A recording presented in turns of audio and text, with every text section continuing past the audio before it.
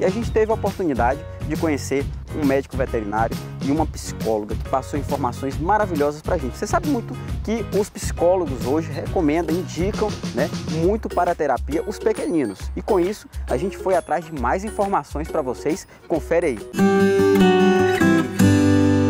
Meus amigos, e dando continuidade a esse especial Dia das Crianças, Mês das Crianças, a gente vai estar conversando agora um pouquinho mais sobre a parte de saúde dos pets. E a gente vai falar com o médico veterinário Gerson Tavares. Ele vai explicar um pouco mais para vocês essa relação e a gente vai falar um pouco sobre a questão de saúde, já com essa oportunidade da gente estar aqui com um profissional da área de saúde dos pets. Tudo bem, doutor? Tudo bem, é um prazer. Prazerzaço. A gente vai explicar um pouco mais essa referência, né? Os pets estão dominando as famílias brasileiras e a gente quer saber um pouco mais quais os cuidados específicos da chegada desse pet, como esse novo membro familiar, que a gente chama assim agora, como que é essa chegada, qual a forma correta, qual a orientação que você tem a passar para o telespectador do Universo Pet. Bom, esse animal que é introduzido, né, no ambiente familiar, ele deve ter todos os aspectos sanitários checados em dias, como a vacinação, como a vermifugação e também a socialização. Então é interessante que ele tenha nesse contexto psicossocial, de ambientação com as pessoas adultas, com as crianças, que tenha, né, também uma conscientização que esse pet não é um brinquedo, mas sim um animal que faz parte de uma saúde única e também fazer com que ele tenha aspectos para se desenvolver, né, e também contribuir para o desenvolvimento social, desenvolvimento emocional de todas as pessoas que estão naquele lar, naquele ambiente de convívio. Isso tanto vale para casas, para residências, como também para apartamentos.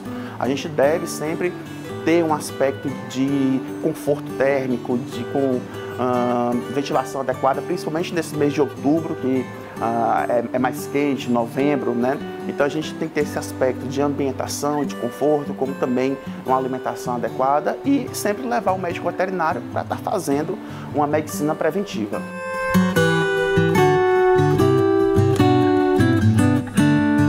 Esses protocolos eles devem ser seguidos desde o nascimento do filhote, né? Desde a neonatologia.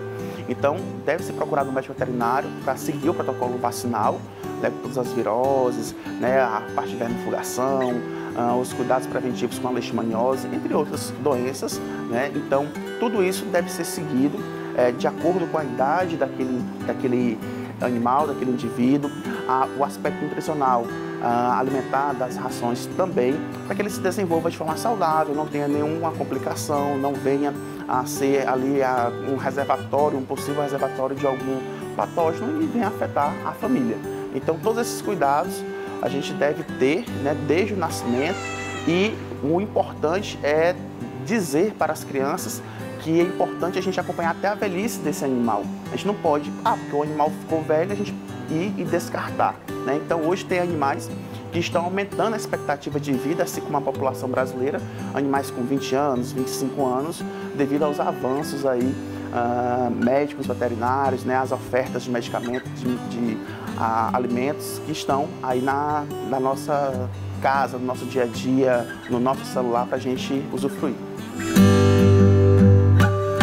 Os principais cuidados que a gente deve ter são relacionados aos problemas cardiológicos, aos problemas renais e aos problemas degenerativos do sistema ósseo, né? As artroses, as doenças que podem acometer o aparelho locomotor, né? O fato desse animal se locomover.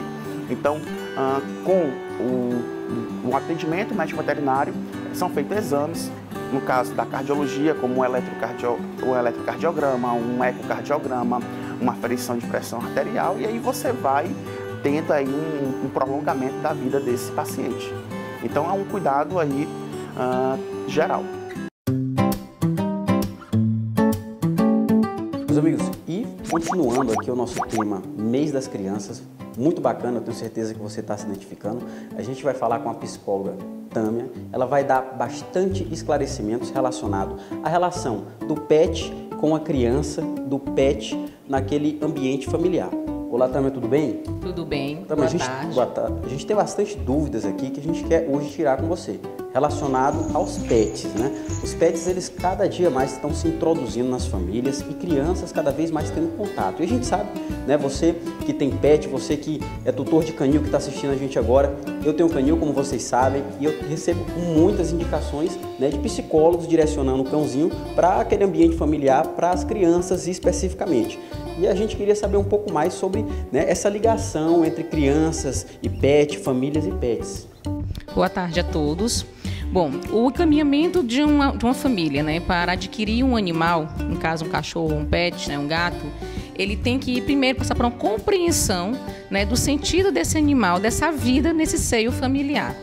O animal, ele sempre é visto como uma complementação de afetividade que vai favorecer o próprio desenvolvimento da criança, desenvolvimento infantil. A criança, ela adquirindo a convivência com o animal, ela vai adquirir organização, regras e limites, afetividade. Então, é comum que os profissionais da psicologia encaminhem a família, né, a adquirir um pet quando compreende o sentido, a importância deste animal no seio familiar. O animal, ele não vem para substituir, né, substituir a presença dos pais, substituir a presença de um irmão, né, que a família não vem a querer gerar para essa criança, mas sim para uma complementação de afetividade, uma complementação de um desenvolvimento que só traz muitos benefícios para o desenvolvimento da criança, desenvolvimento infantil. Então, como a gente sabe, tem muito direcionamento de pets para criança e os pais pensam muito naquela situação. É para criar responsabilidade. De repente, o horário correto de colocar a ração, o momento de pegar as necessidades do cão e ali descartar. Então, cria uma responsabilidade natural, que não é uma coisa, de repente, que você está fazendo por obrigação. A criança está fazendo porque ama o pet. Então, essa ligação, qual é o tipo de realidade dessa ligação? Essa ligação, ela passa por modelos, né, que pode ser tanto a família como a escola e assim também como o animal, de ensinar, de aprendizagem, de desenvolvimento de aprendizagem para a criança. Você trouxe o exemplo do cuidado, né, da alimentação, mas é em todos os cuidados. A criança, ela visualiza no animal aquilo que às vezes ela não consegue perceber no próprio seio familiar ou até mesmo em si. Ah, meu cachorrinho está sujo, está fedendo, e aí eu também preciso tomar banho, né? É muito comum as famílias no consultório trazer esse relato: meu filho melhorou o autocuidado porque percebe no animal a importância do animal estar cheirosinho, estar limpo. E aí a gente trabalha desde a afetividade, as noções básicas de higiene, a boa convivência no seio familiar. E o animal, ele traz esse papel desse objeto mediador, dessa aprendizagem. É saudável, é positivo, desde que, eu volto novamente, desde que a família saiba separar a função de cada membro, dentre eles o próprio animal, né, que vem para somar, para trazer afetividade e felicidade na vida da criança, não para substituir.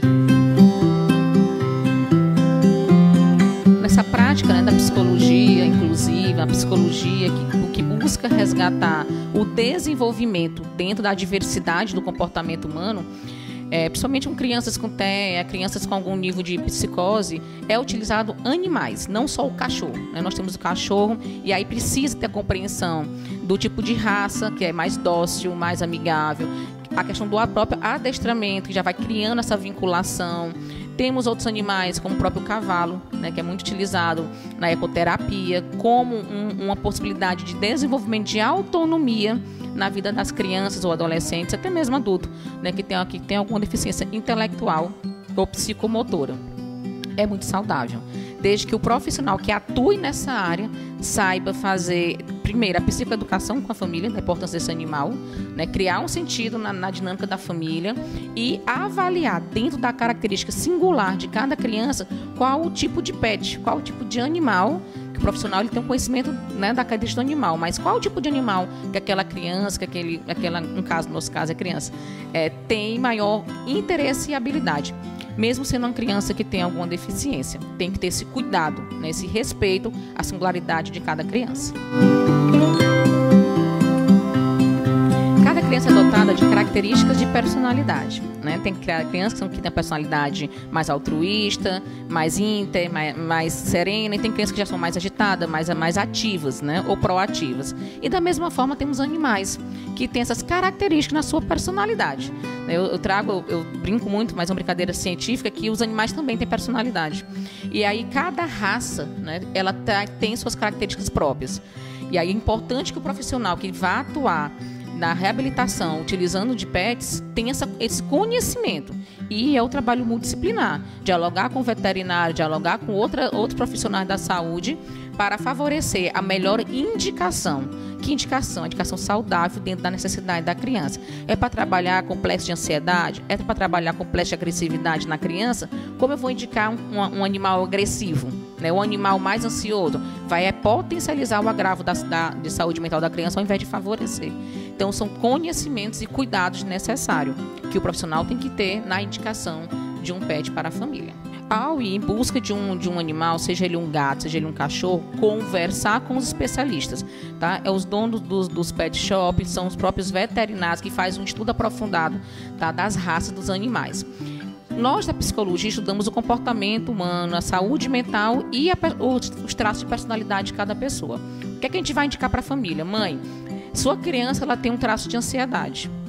Ao dialogar com o veterinário ou com o dono do pet shop, buscar uma raça que traga para o seu filho o benefício do que uma raça que seja mais tranquila, que seja mais calma, que seja mais companheira, que traga uma serenidade para a criança, que muitas vezes quando a ansiedade surgir, né, tanto no comportamento como na emoção da criança, o animal esteja ali até para suprir e acalmar esta criança.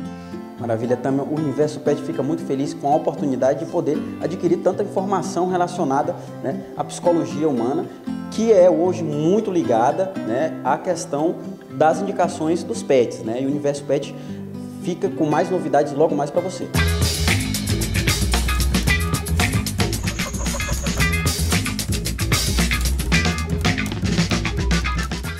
E aí, o que vocês acharam dessa reportagem maravilhosa? Muito bacana, importante a gente saber, né? Essa informação é muito show de bola, porque você tem que saber, né, a forma correta, o momento correto de estar, né, introduzindo um pet como membro familiar, quando você tem criança, né? Todo aquele complemento familiar. E com isso os psicólogos estão aí para poder dar a orientação precisa e correta para você.